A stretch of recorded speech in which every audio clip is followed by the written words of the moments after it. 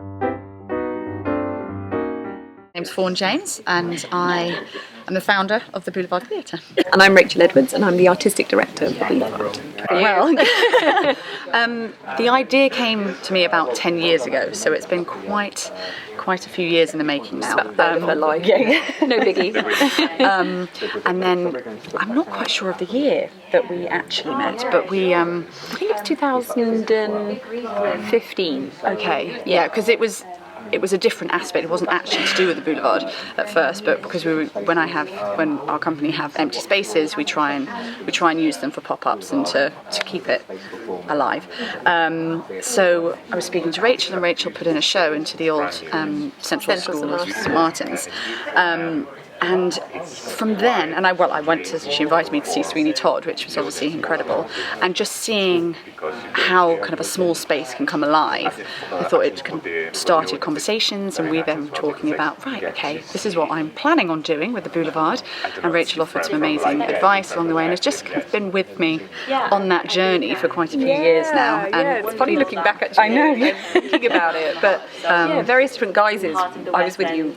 Also, at first we were just chatting about and brainstorming about it, and then I was kind of Fawn's eyes and ears in the room with the architects and the designers when Fawn couldn't be there, so we were kind of tag teaming, doing that kind of work, and and then segued into this role, which is an absolute privilege. Yeah, very exciting.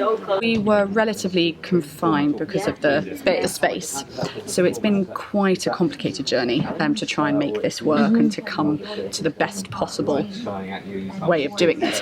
I was constantly kind of faced with make it a black box, get in as many people as you can with bench seating, all sorts, but it wasn't really the vision that I had for it. I wanted it to be a bit more unique and a bit more special, and to also allow as much flexibility as possible. It's a very small venue, it needs to work hard to be financially viable, and it was important for us to then explore different ways of bringing excitement into the room as well. So being able to see a show in one configuration and then later that night seeing it in another configuration is just, it brings that element of excitement and conversation, and people then be like, oh, have you seen it like this? And I think just to create a space that is as flexible as possible, and it is a postage stamp, and I think what the architects have done and what the technicians have done is something extraordinary. It's kind of akin to putting a chip in a bottle, really. I'm not sure if that's the right analogy, but it's like you kind of marvel at it because all the technology in this room is quite immense. But what it does, it facilitates all these different configurations, which means you can really play and try loads of different styles of work out, because you have the ability to switch it up at the flick of a switch.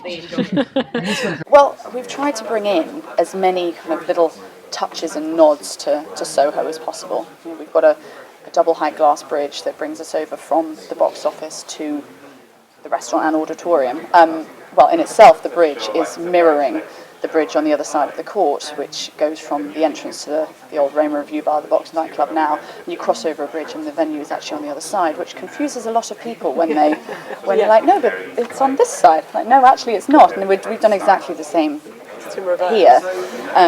But within that glass bridge, you walk over the second level of it and you're walking over lace inlaid in the glass. So that's just a little nod to Soho behind the lace curtains. And there's a lot of Art Deco influence within the building, which again is a nod to my grandfather as well, because he had a passion for Art Deco designs. So we wanted to bring in bits and pieces of that, And these bespoke chairs that we're sitting on were designed specifically for the Boulevard. We wanted to create this chair that was stackable, so it has to be really practical, but also looked permanent and kind of luxurious. So that was a real kind of labour of love to get to the point where we've got a chair that actually looks like it's a fixed chair, but actually can be moved at the drop of a hat, because this building is obviously one of the briefs when I was speaking to the different designers, it's like, I want a nice comfortable chair. There's a lot of theatres it's not very comfortable in the chairs you sit in, and I think my first vision was for it to be quite like armchair like, well, as nice as that'll be, it cuts the number of people in the auditorium, for one. We don't want to do that. We don't want people to be too comfortable where they fall asleep. So, exactly. So it was kind of, we've revised it a little bit, and here we are with our arrival. It's a lovely seat. So there's 3 end-on configurations. So you can rotate the auditorium to 3 different positions to create 3 different end-on positions, which all do something slightly different. They all have different uses.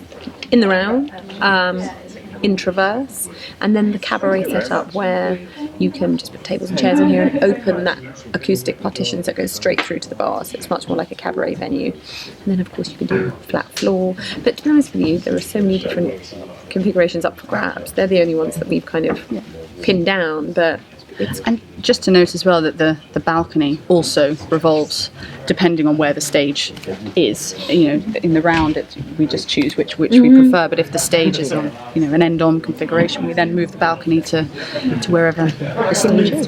Yeah. So we're at www.boulevardtheatre.co.uk and our social handle is @Boulevard. So check us out. Thank you.